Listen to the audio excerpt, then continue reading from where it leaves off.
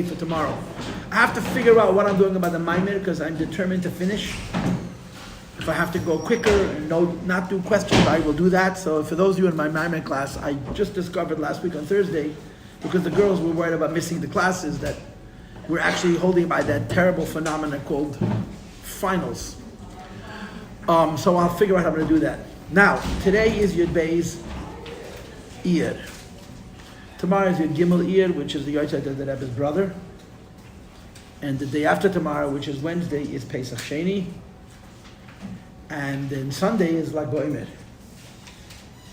So we have three ideas that we can talk about. We can talk about the Rebbe's brother, we can talk about Pesach Sheni, and we can talk about Lag BaOmer. So we'll talk about the Rebbe's brother a little bit.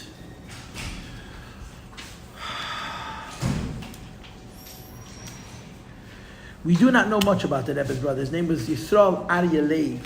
In Russia, they called him Label. In Israel, in Yisrael, he called himself Aryeh, which was a Hebrew name. We know this from Rabbi Besed, Cheskel Besed, who had a relationship with the Rebbe's brother, Label.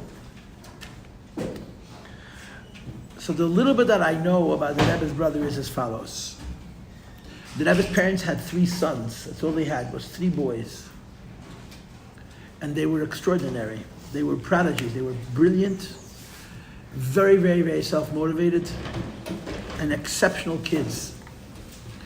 And the story that's brought in the Toldos Levi Yitzchak is that the Rosh Tevis of the Rebbe's and his siblings is Mebel, Mem Beis Lamed.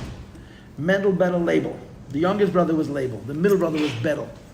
In Yiddish, Mebel means furniture. So the story goes that somebody once said to the Rebbe's mother, "Ir hat feine Mebel." You have beautiful furniture, which is Rosh Tevis, Mendel, Bedel, and Label.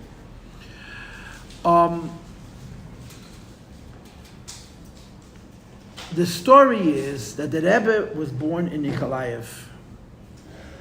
They were all born. All 3 sons were born in Nikolaev, because the Rebbe's father became the Rav in Yekaterinslav, in what's called today the Rebbe Petrovsk, around Tafresh Samachtes, 1909 or even 1910. The Rebbe was born in 1902. Bedel was born probably 1904 or 1905, and I believe that the youngest, Label, whose yahrzeit is tomorrow, was born 1906, Tafresh Samachvov. So they were all born in Nikolaev. Nikolaev was a big city, but Nikolaev was a very, very Chassidish city. So the Rebbe spent 7 years of his life in Nikolaev, and he had very good memories from his Nikolaev years. The Rebbe had childhood friends from Nikolaev. The Althäuses and the Korfs were Nikolaev, and the Charatonas, Korf and Charatona was the same last name. They were Nikolaever, and they knew the Rebbe from childhood. And even when the Rebbe was Rebbe, they, in a way, had a different relationship because the Rebbe knew them from all those years ago. The Rebbe's parents moved to Yekaterinslav, which was a very, very big city, which had many, many Jews, which was uncommon in Russia. Jews were not allowed to live in big cities. Yekaterinslav was an exception because of a ruse, because of a game that was played by a Jewish businessman in the times of the Mittler Rebbe. He was a very, very rich Jew in the times of the Mittler Rebbe, who had permission to live in big cities, and he created fake businesses in order to allow Yidden to move to Nikolaev. He came to the government and said, "I need workers for my businesses," and the businesses were done; they didn't exist. So Yekaterinslav was one of the few big cities where Jews lived in large numbers. And originally it was a very frum town, it was even a Chassidish town. Yekaterinslav always had a Lubavitcher Rav. The Lubavitcher Rabbeim sent it off to Yekaterinslav, because apparently this chassid, this man, who helped establish a Jewish community, Yekaterinslav was close to the Mittler Rebbe.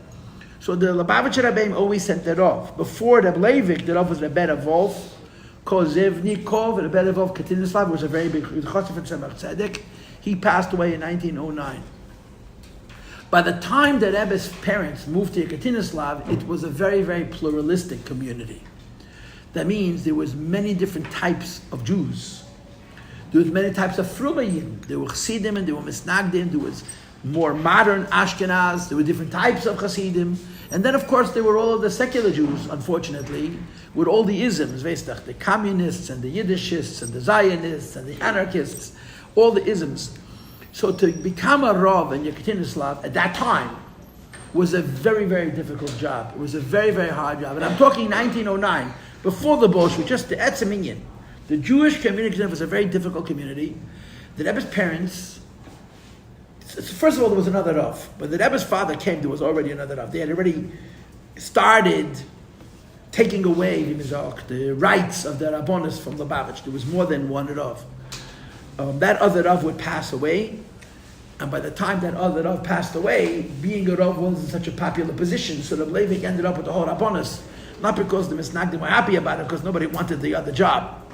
But when the Rebbe's father came to Yekaterinslav, there was already another Rav, and he was behind the eight ball. He was a Lubavitcher, and he was a Chassid. He was bad, and you know what I'm saying? He was seen as a person who would not speak to the greater community. I don't know if you know today, in different places in the world, like in England and South Africa, there have been many occasions when Lubavitcher Rabbonim should have been chief rabbi. And the only reason they were not chief rabbi is because they were Lubavitch, as if that's some kind of a terrible sin to be a Lubavitcher. Because the argument is that you're not going to see the whole community, it's all politics. And that's how it was then. The Rebbe's parents came to Yekaterinslav, and they had the job of winning people's trust. And they did it brilliantly. The Rebbe's parents were socially incredibly skilled, and they won everybody over. So the Rebbe's father was still a big Lubavitcher Chassid with all the shturim, but he was very well respected. He was even loved, even by the secular, even by the communists. He was loved. And this is where the Rebbe and his brothers grew up. Appreciate the fact that Rebbe was a few years younger. When they moved to Yekaterinslav, they rented a huge apartment, a gigantic apartment. Maybe they even bought it, I don't know. A gigantic apartment. Or maybe it was like two apartments and they put them together. He was the Rav, and he had a very prominent position, and he was respected. And part of the reason they had such a large apartment, because the Rebbe's mother wanted that each one of the boys should have their own room. So the three boys, each one had their own room. And they sat in that room as kids, day and night, and learned. There was nothing in the world but Yeda, but Torah and Lahavdol. I mean, they reached a certain age, they started to explore other things. But their whole world was Torah. I think Leizer Nanas, one of the Chassidim from Lubavitch, describes being in the Rebbe's parents' home. And Label was 4 or 5 years old. 4 or 5 years old. Okay, 4 or 5 years old. He's sitting in a chair with his legs folded underneath him, with his elbows on his knees, reading a book. Kid was 4 or 5 years old, so this Lubavitcher, Bacher, was figuring it must be a picture book, a storybook for little children. The kid was 4 or 5 years old. So anyway, when he closed the book, he walked off to see what fairy tale he was reading. It was a Mishnayos. The kids were so bright. They were incredibly, incredibly smart. One of the things that the Rebbe's mother revealed that really blows the mind. It's so mind-blowing that we don't even let them, it's beyond blowing our mind. In that house, there was a competition between the three brothers. Who could learn a language quicker? And they didn't have language teachers, they didn't have phonetic teachers, they would learn from dictionaries. So they had, let's say, a Russian-English dictionary, a Russian-French dictionary. And if you ever look at an American dictionary, in the beginning, there's Nikudis, there's phonetics. Nobody ever pays attention, but if you open up, and next time you see a dictionary, open it up. On the first page, there'll be o, a, e, oi, the vowels, how to pronounce different sounds. But nobody looks at that part of the dictionary. The Rebbe and his brothers from Russian English dictionaries learned languages when they were in the bathroom. The average time that it took one of the boys to learn a new language was 3 weeks. Imagine learning to speak Spanish without knowing anybody who speaks the language. Just from reading dictionaries in the bathroom. How smart. First of all, how motivated do you have to be? How much will do you have to have? It's hard. I'd rather look at pictures. But the Rebbe and his brothers were so bright and they were so motivated that they would learn languages in short amounts of time. It's a remarkable thing that the Rebbe's mother said that when the Rebbe was very young, one of the stories that's famous is that there was a Jew who worked for the Russian government, for the KGB, and his job was to translate foreign documents, and he didn't speak English. And if he doesn't translate an English document into Russian, he loses his job. So he came to the Rebbe Leivik's house, and the Rebbe translated the document from English into Russian. He was 18 years old. The minds were extraordinary. They kept in Stadt. This was the house. This was the house in which the Rebbe and his brothers lived. But then came the First World War. The Rebbe's bar mitzvah was in 1915. 1915 was the beginning of the First World War. But the war had not yet come to them, you see. The war, the way if you look at the history, it almost appears that the war came to Yekaterinslav after the war was over. The war was over in the beginning of 1919. And 1918, pardon me. The immigrants arrived in Yekaterinslav at that time. Tens of thousands of Yidden showed up in Yekaterinslav at the very, very end of World War I. And the Rebbe said, my mother created a bunch of committees of people, and she was the leader of all the committees. The Rebbe said, I never saw my mother so active. The Rebbe's mother organized a series of committees, and she oversaw all the committees, and they provided all the immigrants housing, food and clothing, education where necessary, and jobs where possible. It was a huge undertaking, and tens of thousands of Yidden came from Poland into Yekaterinslav, and the Rebbe's mother provided for all of them. It was how Jews are supposed to deal with these kinds of nisyonis. And the Rebbe said that it was a very unusual time in his house. There are records from non-frum people who wrote about the experience after World War I, where they all were immigrants in Yekaterinslav, and how the Schneersons looked after them. People remembered with the Rebbe's mother and the boys. When the First World War was over, the Rebbe was only 16. So Bedel and Label were even younger. And they were active in helping people. This is what happened. Now, they never saw the Rebbe Rashab. The Rebbe and his brothers never saw the Rebbe Rashab. It's one of those things which makes no sense. The Rebbe was 18. So Bedel was probably 15, and Label was probably 14 when the Rebbe Rashab passed away. But these boys at that age were not twice as smart as the average person. Were 10 times as smart as the average person. In other words, the Rebbe's father, Rebbe Leivik, told his wife, told the Rebbe Tzimchana, by the Rebbe's bar mitzvah, so bar mitzvah is given a Goan Elam. The Rebbe Leivik said to the Rebbe Tzimchana, to bar mitzvah the Rebbe was a Goan Elam. He had a lot to take from Lubavitch. He wasn't a little kid. And he would never saw the Rebbe Rashab, and his younger brothers also. Now, nobody knows for sure why they never saw the Rebbe Rashab, when you consider that Rebbe Leivik was a die-hard chassid of the Rebbe Rashab. The Rebbe Rashab said that when Mashiach comes, there were 3 chassidim that I'm going to take to Mashiach and introduce them, and I'm going to say, Re'u gidulim shegidalti, these are my chevre. And who were the 3? Reb Mendel Chaim was a Gaon in Nigle, Reb Zalman Schneerson of Lodz was a Gaon in Kabbalah, and the Rebbe's father was a Gaon in Nigle and Kabbalah. So the Rebbe's father was incredibly close to the Rebbe Rashab. And I'm sure you're aware that the Rebbe's father used to explain everything up in Kabbalah. And somebody asked Rebbe Leivik, where does he get this from? How does he know all this Kabbalah? And he said, I learned it, the Rebbe Rashab taught me. So they said to him, if you add up all the hours that you spent by the Rebbe Rashab in Lubavitch, it doesn't add up to how much Kabbalah you teach.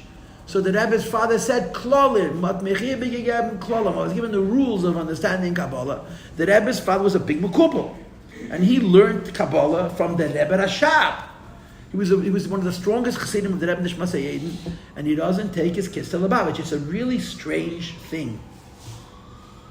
The only explanation, and there is a little bit of a record of this, although it's very hard to prove if it's true or not, that somebody was in the Rebbe's parents' home in Yekaterinslav.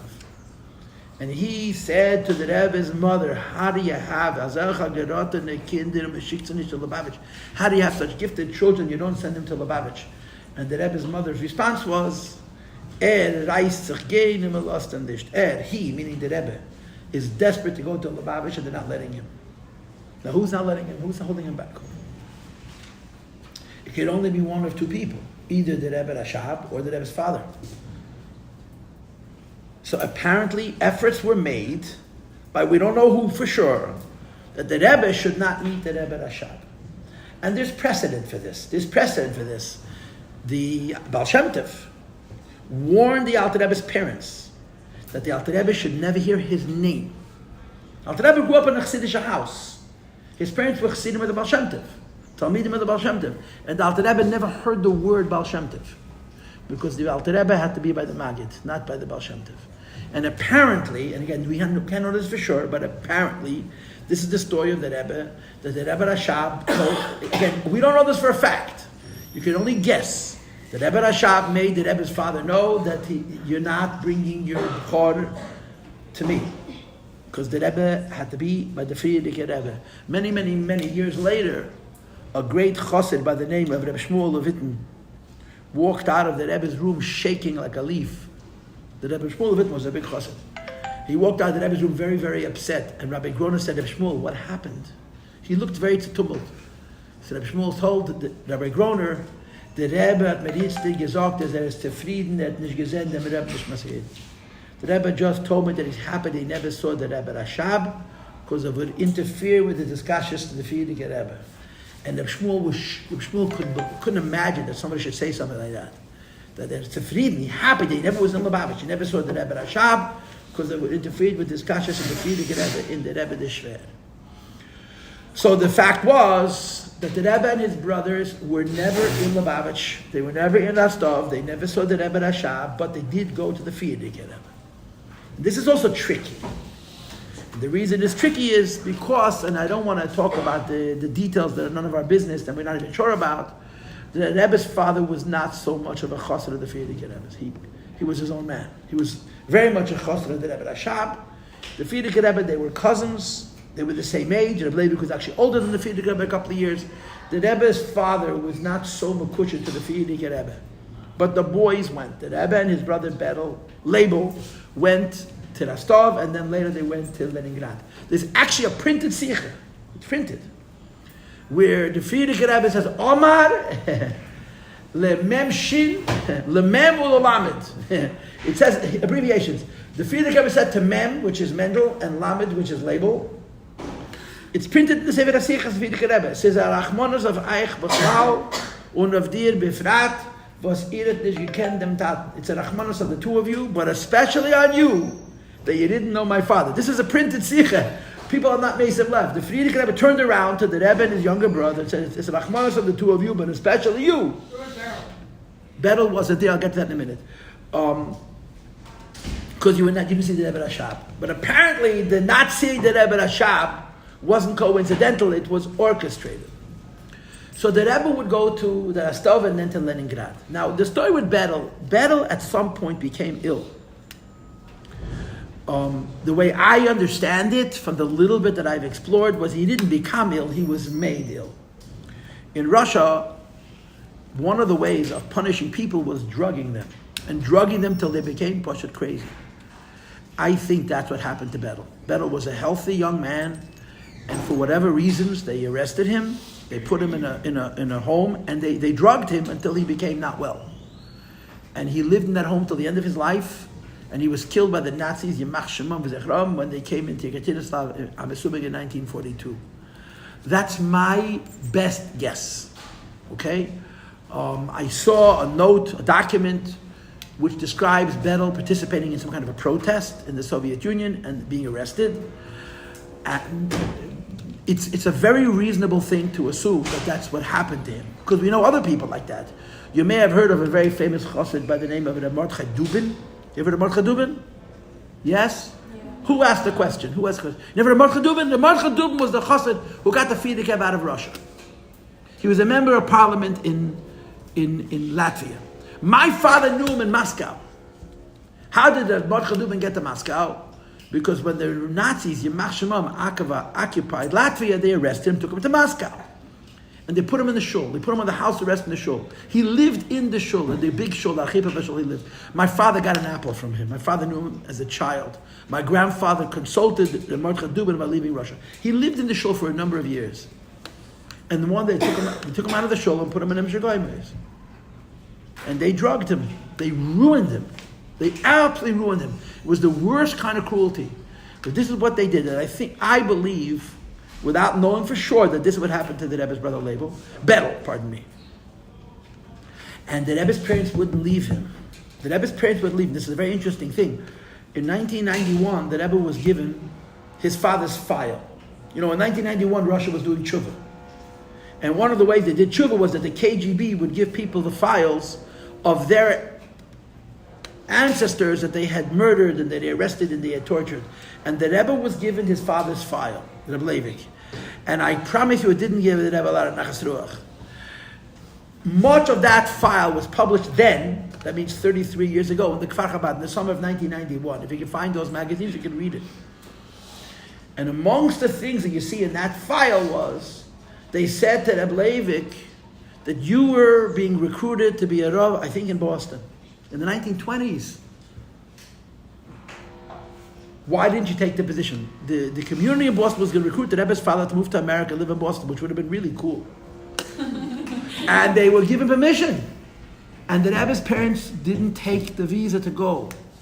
So the Russians asked him, why didn't you follow up and leave? So the Rebbe's father said, because America was not going to let us take our son, and we were not going to leave him behind. That's what the Rebbe's father said. This is printed. This is a document. It's probably until this Levi Yitzchak that they said they were not going to let us. Betel was at that time already in some kind of a home. And they said, if we're moving to America, we have to take Betel with us. And the United States government said, we'll take the rabbi and the Rebbetzin, but we're not taking Betel. And that's why they refused the offer, which is wow. But the Rebbe and Label used to go to Rostov and live in Leningrad. You must understand, these were two young men whose father was a super chassid of the Rebbe Rashab. By the Frierdiker Rebbe, they didn't like him because he wasn't such a big kusher. But these kids were giants. The Rebbe and Label were brilliant. There was nothing that they didn't know.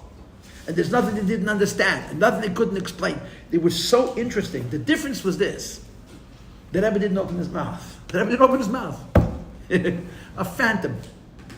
Label, on the other hand, was very very outspoken, very social. And he was, at the age of 14, 15, he would sit in Fabreng, and Yidden with white beard would sit and eat up his words, because that's how great a boy he was. And the Rebbe, like getting water out of a stone, unless the Frierdiker Rebbe told him, he had nothing to say, he was busy. This is the story. And they hung around the Frierdiker Rebbe in Rostov and then later in Leningrad, and the Frierdiker Rebbe was very makar of them. Very, very, very makar of them. Now obviously, the end of that story is that the Rebbe married the Rebbetzin Chayamushka, which was something that the Rebbe Rashab had predicted. The Rebbe Rashab told the Frierdiker Rebbe that for your middle daughter, you'll think about one of Leivik's children. The Rebbe Rashab told the Frierdiker Rebbe, the mittelste Tochter, the Rebbe Chayamushka, is trachting Leivik's Kinder. Now, the Rebbe was the oldest, and he was a year younger than the Rebbe Chayamushka. I understand, the Frierdiker Rebbe understood that the Rebbe, his father, meant the Rebbe, the oldest son. In fact, when the Sheva Berachos of the Rebbe and the Rebbe were over, the Rebbe Chayamushka and the Rebbe, unser Rebbe, Rebbe Shlita, were over, the Frierdiker Rebbe sent a telegram to Rostov, and he asked someone to go to the tzin of the Rebbe Rashab and to tell him, your Ratzon was carried out. The Rebbe Rashab wanted the Rebbe, our Rebbe, to marry the Rebbe Chayamushka. But they hung around Rostov and Leningrad, and they were very loved. They were very, very, very loved.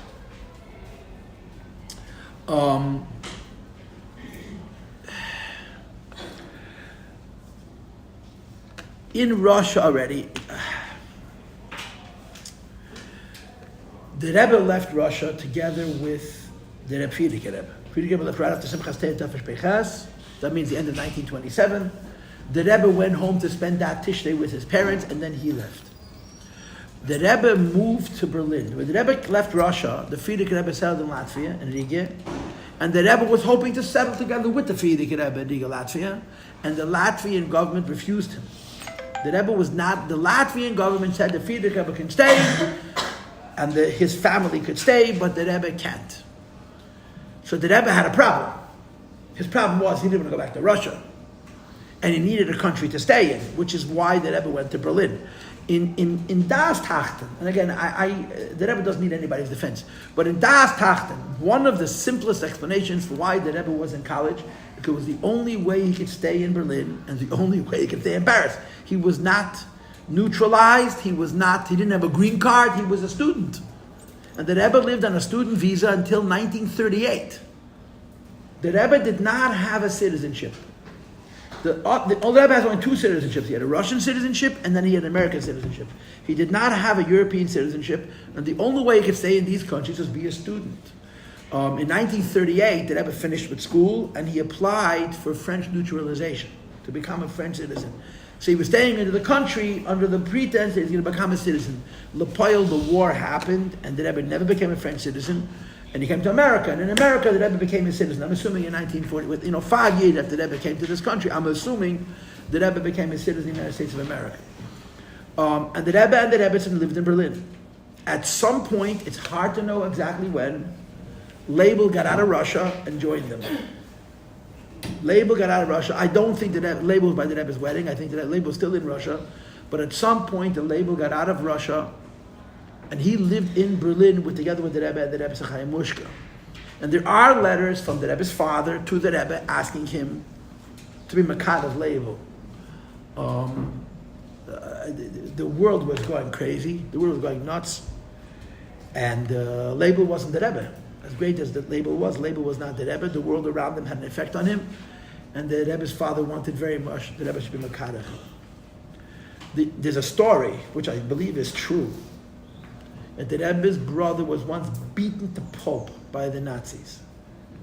There was some kind of a rally, and everybody did the salute, and obviously he didn't salute, and somebody noticed him, and with them tzemazik, they almost killed him.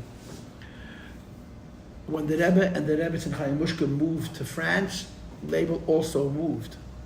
But a short while after, Label wanted to go live in Exile.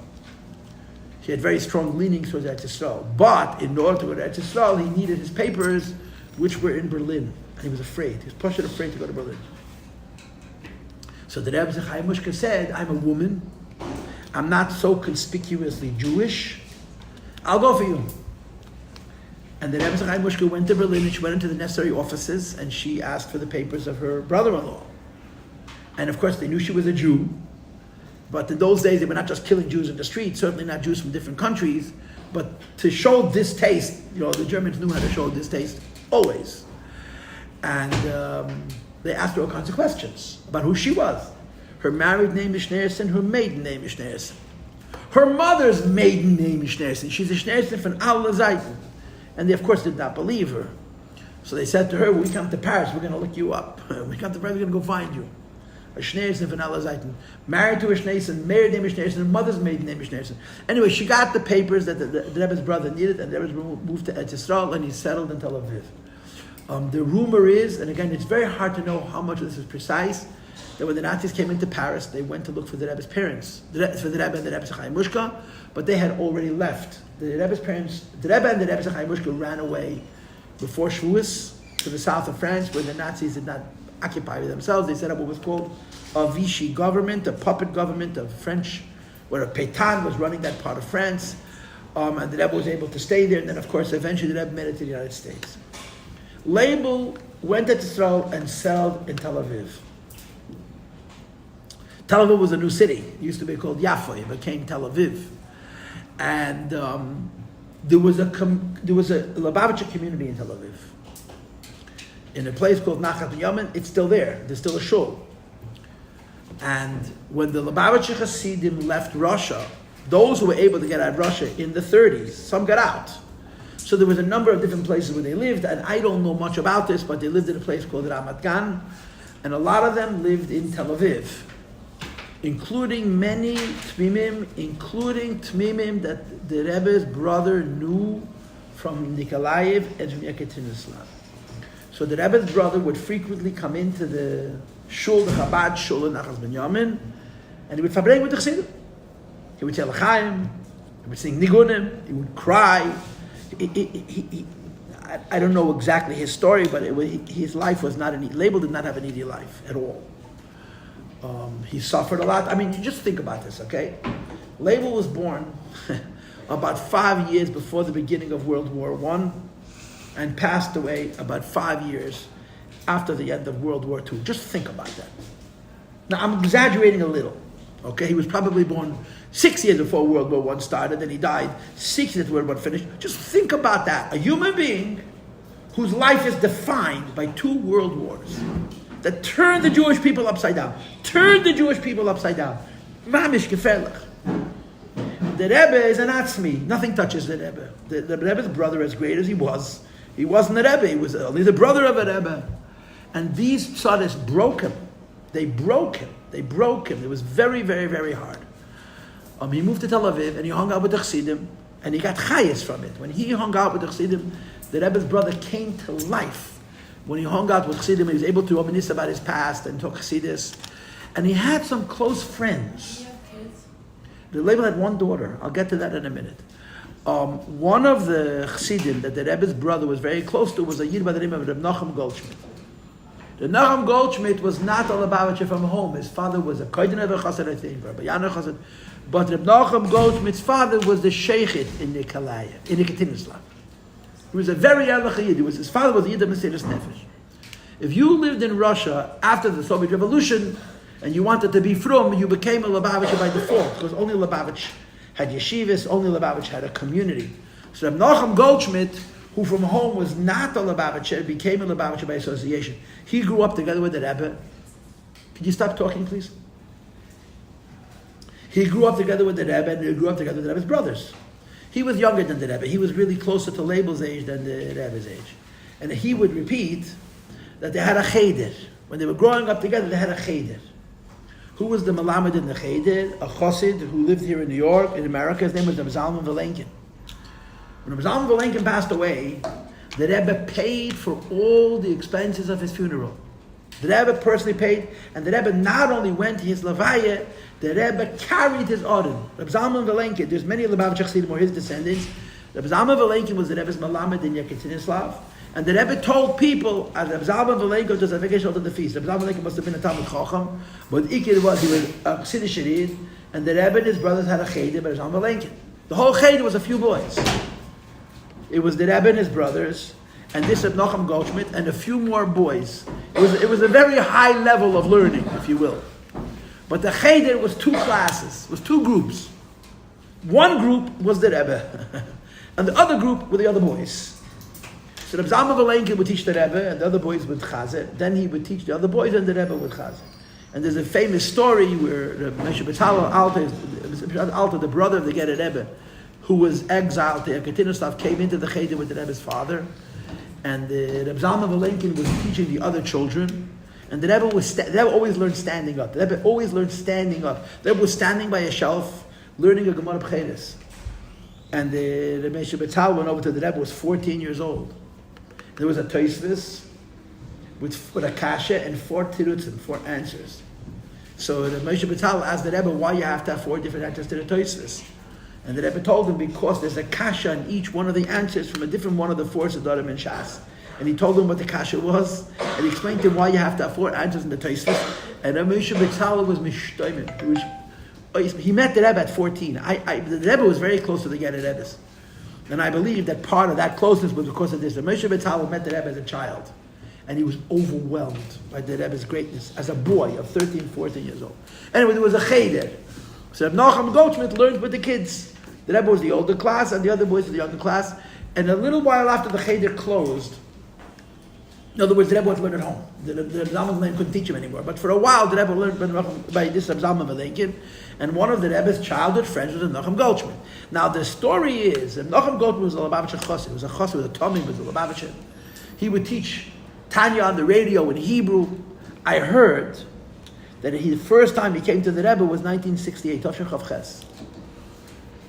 When he walked into the Rebbe's room, the Rebbe got out of his seat and said, "Oy Nachum!" The Rebbe wanted to embrace him. They were childhood friends. Reb Nachum Goldschmidt walked into the Rebbe's room the first time. The Rebbe got up, "Oy Nachum!" And the Rebbe, Nachum stood there and he said to the Rebbe, "I came as a chassid to a Rebbe." And the Rebbe sat back down. That was the end of that hug. It's not fun to be a Rebbe. But that's a tell story that the Rebbe pushed it to the room and they were friends from childhood. So Reb Nachum Goldschmidt lived in Tel Aviv. And Machon Goldman was a big masker. He knew a lot of Chassidus. And Label and him used to talk hours, Chassidus, they would talk. And these are stories, I think these stories are true. Rabbi Zelickson tells these stories, and if Rabbi Zelickson tells the stories are true. But I haven't heard from him in 40 years. That they were, in those, you have to remember, Exile in the 1930s was British.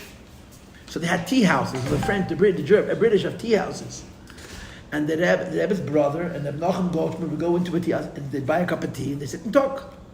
The owners of the shops already knew that when the day is over, they can close the shop and lock them in, and they'd come back in the morning, they'd still be sitting in the same spot, they hadn't budged. And they would talk, Sean. And they would talk Chassidus, Primis HaTorah. And Reb Nachum would walk away, and he would say, today I understood 10% of what he said. Today I understood 15%. Today I understood 20%. No, the label would bomb him.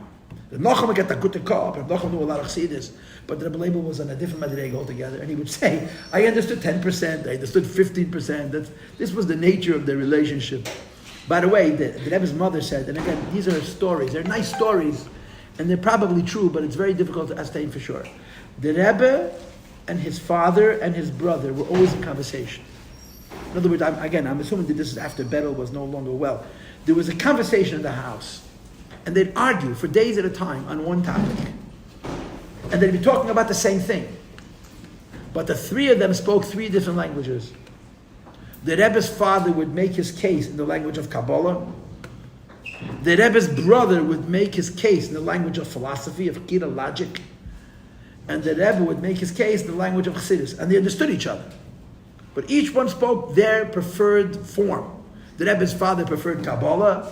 The Rebbe's brother preferred seichel, logic, philosophy, and the Rebbe spoke Chassidus, and this was the nature of the conversation.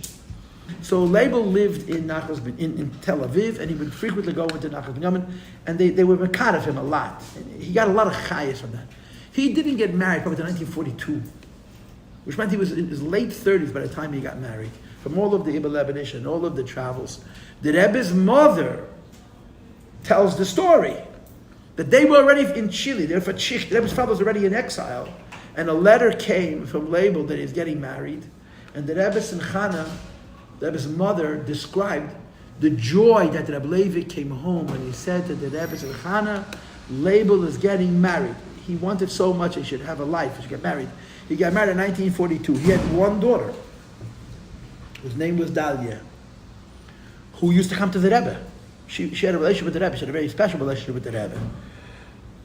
She was born in 1942. So today, she's about 80.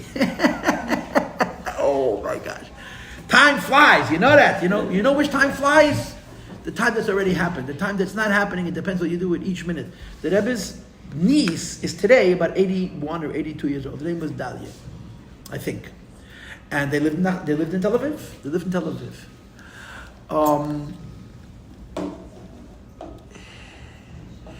When the Rebbe came to New York, first of all, you should know that when the Rebbe's mother, Rebbe Chana, left Russia, her preferred plan was to go live in Eretz Yisrael with Yisrael Leib. She wanted to live in Eretz Yisrael with Label. But you couldn't get into Israel. It was under the British mandate. It was before the so-called State of Israel. And they wouldn't let her in. So she came to America as a second choice. She couldn't go to Eretz Yisrael where Label lived, and she had a granddaughter.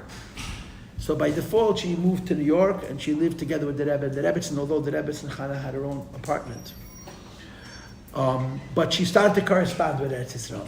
And you may have heard this already. I don't think unless I'll tell anything you don't know, but this is still interesting. I got 6 more minutes, right? Didn't we move to England at some point? Wait, 1 second. I'll cover as much as I could. There was a Yid named Rebbe Chaskel Besser. Rebbe Chaskel Besser was a Chassidish Yid. There was a Gerach Chassid. I'm going to assume that in 1945 he was probably clean-shaven, but he came from a very Chassidish house, and he was very intelligent, a very bright guy. And he had a lot of interests. In other words, he wasn't a narrow chassid, he was a breite mensch. So there was a library in Tel Aviv that he would frequent. And the Rebbe's brother worked in that library. And he walked in, Rebbe Chaskel Besser walked in and took a few books that were very intellectual books, very scholarly books. And he came back a week later and returned the books and took new books. So Label says to him, you read those books? He says, yeah. You know those books? He says, yeah. I came to take new ones. So Label him farhed. Label asked him questions on those books. They were scholarly books. And he realized that this Yechezkel Besser is very smart. So they became friends. The Rebbe's brother Label, and in Exile they called him Lab. They called him Aryeh. And this Rabbi Yechezkel Besser became friends. Rabbi Yechezkel Besser was a big Machon in Agudas Yisrael. And Agudah was a political power in Israel, so they had power, they had a little money. So he used to travel a lot for them, from Israel to America and back. He moved to New York. He lived in New York as a representative of Agudah Yisrael. And he became a liaison between the Rebbe's brother and his wife and daughter and the Rebbe's mother. So he came to America, let's say 1947, 48, and Label gave him a letter and pictures of their young Meidele to give his mother. So he came here, and he called up the Rebbe Tzimchana on the phone, and he said to the Rebbe Tzimchana, Mr. Schneer, son, I'm coming from Tel Aviv. I know your son, Aryeh, that's how he referred to him, and I have a letter and I have pictures. So the Rebbe Tzimchana said, okay, and he was living in the Upper West Side, he was far away from Brooklyn. So the Rebbe Tzimchana said, okay, I'm going to come to you to pick up the letters, the pictures. And he said to her, no, I'll bring it to you. Because the Rebbe Tzimchana was not a youngster. And she was also a foreigner, and he probably was able to navigate easier. And the Rebbe Tzimchana said, I refuse. I insist to come to see you. So she came to Manhattan, to his apartment, to meet him. And he gave her the letter, and he gave her the pictures, and she asked him, how's my son? How's Machon? And there became a little bit of a friendship between the Rebbe Tzimchana and this Rabbi Yechezkel Besser. And she said to him, you have to meet my older son. And she introduced him to the Rebbe. And he met the Rebbe, and that was the beginning of his very, very special kesher there with the Rebbe over all the years. In other words, Rabbi Yechezkel Besser got to know the Rebbe because of his brother. And he would, whenever he would travel back and forth, he would carry letters and pictures for the Rebbe's mother. So now, again, I don't have enough time, but just to share with a couple more details, when the Frierdiker Rebbe passed away, Label came to Nachas ben Yamin. Wait, I forgot to tell you this. The Rebbe moved to New York. And as soon as our Rebbe moved to New York, he started working with the Frierdiker Rebbe. One of his jobs was the printing of Chassidish Svarim, of course. So as soon as the Rebbe printed any book, or any kovetz, or any maimer, or anything, he would immediately send a copy to his brother in Tel Aviv. So the first Yid in Eretz Yisrael who got the brand new Chassidus from New York was Label. So even people who were not his friends until then had a reason to be his friend because they wanted to see the new Chassidus. So Label showed up in Nachas ben Yamin one day in 1943 or 44, excited. And Bechlal, again, I heard this from Rabbi Zelickson, Label was like the Rebbe. It's hard for you guys to understand this. It's hard for me to understand this because I don't remember this. The Rebbe before he was Rebbe was very, very soft-spoken. He never raised his voice. I remember the Rebbe screaming. But that was a chiddush. The Rebbe, before he was Rebbe, was an intellectual. He spoke very softly. And Label was the same way. He was very, very soft-spoken. He didn't scream and shout. He spoke very softly. He told you what he thought. If you argued with him, he didn't even bother answering. He came into that and he says, my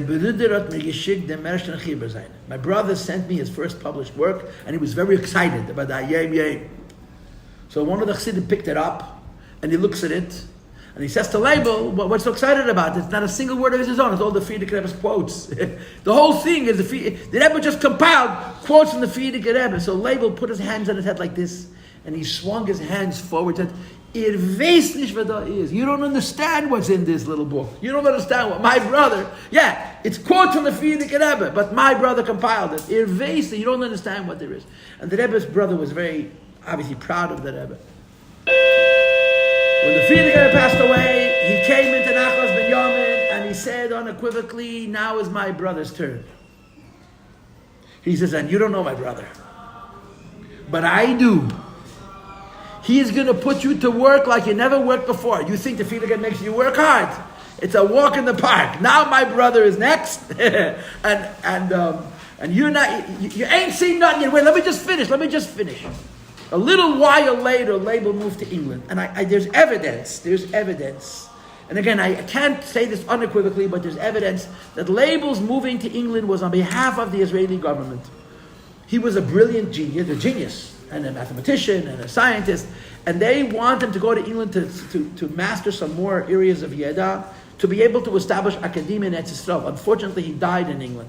There's evidence of this. I can't tell you this for sure, but there's evidence that Label moved to England on behalf of the Israeli government. But before he left, the Nachum Goldschmidt came to say goodbye to him. And they stood in the foyer of his house. And with tears in his eyes, Label said to Nachum, Nachum, you have to make sure that my brother becomes a Rebbe. It was not yet official. You have to make sure that my brother becomes a Rebbe. And the end of the story was he died less than 2 years later. He died after Pesach, Tafshin Yud Beis. And the shmua is that when the Rebbe heard that his brother died, he wasn't even 50. He was probably 46 or 47 when he passed away. He left an almona and a yesema. And the Rebbe said, Ashod et gahata gutekav. It's a pity, he had a very, very good head. The Rebbe sat shiva for his brother. Rabbi Yael Khan writes that you saw the Rebbe during the week, the Rebbe was very broken. When the Rebbe's brother died, you saw that the Rebbe was a novel. He sat shiva in 770, and they made a minyan quietly, and the Rebbe said Kaddish, and only a few people knew, because the Rebbe did not want his mother to know that his brother had died. Every day, the Rebbe used to go visit his mother. So during Shiva, every day, the Rebbe he would put on his oil shoes that were blue, he painted them black, and he put beans, uncooked raw beans in his shoe, that it should be uncomfortable to walk, and he would walk to President Street, and he would sit with his mother, and he arranged that someone should call up his mother, so the visits were cut short, and the Rebbe's mother did not realize that the Rebbe was sitting shiva. The Rebbe's mother and again, there's a machlokes aposkim, but some people hold that the Rebbe's mother never knew that Label died. For 13 years, the Rebbe used to write letters on behalf of his brother and sign his name, and the Rebbe Tzimchana was thinking that the Rebbe's alive all these years. The Rebbe Tzimchana had these letters. They found those letters in the Rebbe's house. When the Rebbe Tzimchana passed away in 1964, everything she owned was put into the Rebbe's house on the 3rd floor. And after Gimel Tammuz, they found those letters. And you could see how the Rebbe, over and over again, is signing his brother's name in letters written to his mother. And his mother never knew that he had passed away.